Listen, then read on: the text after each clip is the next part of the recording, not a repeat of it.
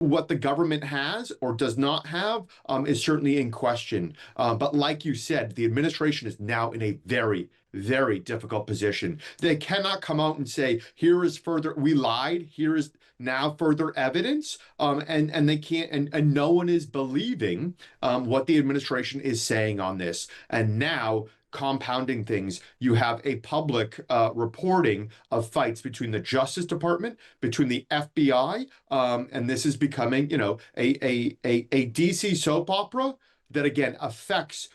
There are so many issues of war and peace, prosperity, trade, Ukraine, the Middle East. Times Washington editor Katie Balls writes in today's Times that President Donald Trump campaigned on some strong pledges to crack down on immigration, to end forever wars, and to release classified documents about the American financier and child sex offender Jeffrey Epstein. But political, financial, and practical realities have since caught up with the president, and in recent weeks he's had to scale back on some of his electoral ambitions, such as avoiding deporting migrants working on farms and in hospitality. And of course, Russia's war on Ukraine has proven harder to end than Trump may have originally thought. And those failed promises are starting to anger Trump's Make America Great Again voter base. Joining me now with his thoughts is Matthew Bartlett, Republican strategist who served in the State Department during Trump's first term. Matthew, good afternoon. So how big a gap is there between what Donald Trump promised on the campaign trail and what he's actually been able to deliver since he's been in office? Hey, good afternoon, Harry. Listen, here in America, we have always seen presidents campaign one way and sometimes govern another. And that is part of the reality of being president. When you are president, sometimes there's not a right decision. There's only an effective decision. The decisions that get to your desk are always very, very hard. I think right now, largely, Donald Trump's MAGA base and Republicans continue to be with him, even on the strikes in Iran, even on this new U-turn and a continuation of arming Ukraine. But the biggest and loudest and most significant possible for a schism is around Jeffrey Epstein right now. I mean, let's just tackle this issue. This to UK listeners, this may seem strange that this is the one thing that is upsetting Trump supporters more than anything else. So we had last week, explain to us last week, we had a report issued or released into the so-called Epstein files, and everyone thought there was going to be some enormous bombshell, and Trump wants us all to move on, but his supporters don't. Explain what this row is all about.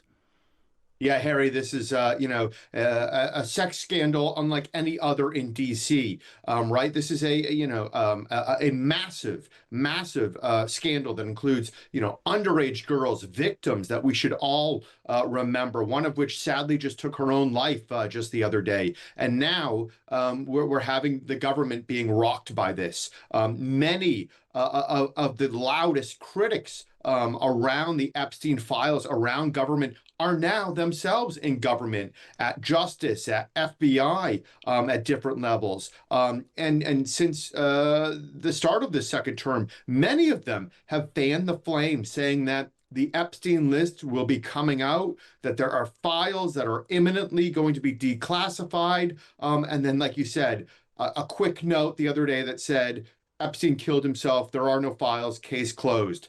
This is not going over well with the MAGA base, and this is not going over well with some in government. There are rumors that the head of the FBI and the number two may be leaving over this, or maybe trying to force out the attorney general over this. Again, cannot stress to you enough how leaders of the MAGA movement and all the way down, to pedestrian voters, this is more than just a sexual assault. This is more than just sexual abuse.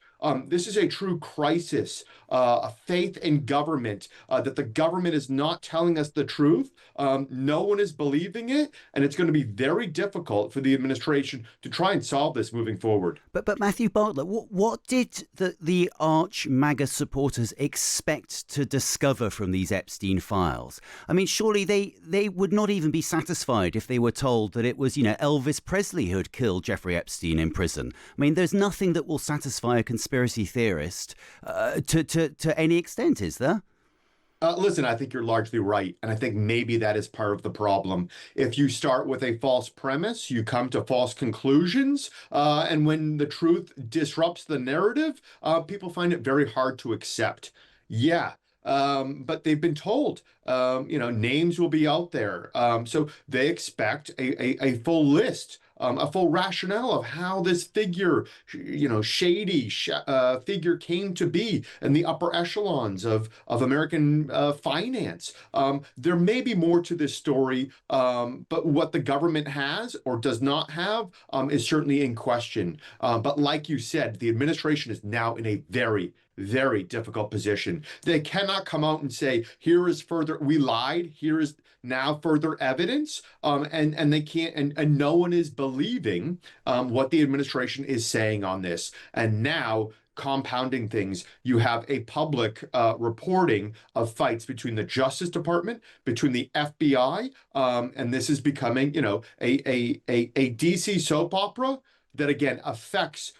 There are so many issues of war and peace, prosperity, trade, Ukraine, the Middle East. Yet this one issue is moving people, is compelling people. Had a boss that would say, a feeling is so much stronger than a thought. This is a very emotional and compelling due to the natures of the crimes and the crisis and confidence in our government. So this is a massive moment for MAGA right now and Donald Trump. And outside, you call it a DC soap opera. I mean, in middle America, in Wyoming or Colorado or Arkansas, surely people care more about things like mass deportations, don't they? Or the fact that Donald Trump has dragged America into another possible forever war. What is middle America making of what Donald Trump is doing?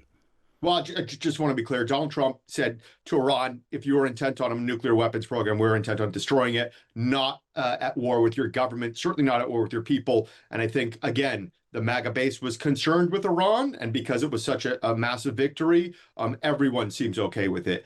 Deportations, again, the worst, the first. I think most people in America agree with that. I think if you're going to go beyond that, it will be open to fair criticism, whether it's from a work permit or a productivity or else public criticism. Yeah, again, this issue around Epstein is around a confidence in the government. As you just said, Harry, the Epstein files will not affect you, your friends, your family, your future life in America, as so many other issues regarding trade or war and peace will, taxes.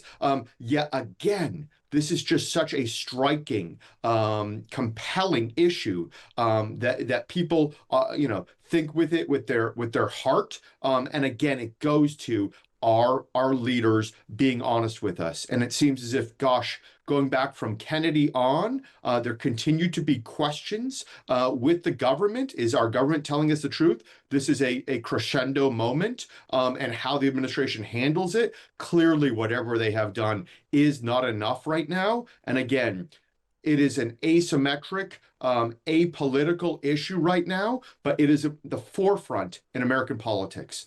And what do you think Donald Trump wants his legacy to be? Indeed, does he even want a legacy? He can't technically run.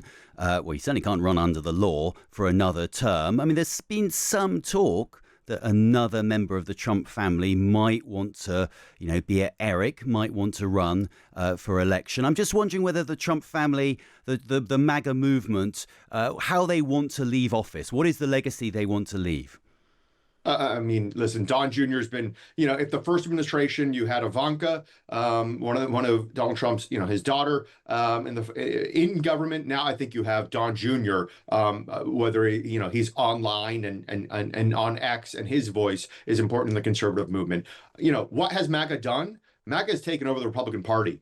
Used to be the party of pronounced military engagement, happily around the world, maybe too much around the world. I think he's brought restraint back to the party in again, many, many ways. Used to be around entitlement reforms, these safety nets that have driven our country into debt just by generational math and the baby boom retiring.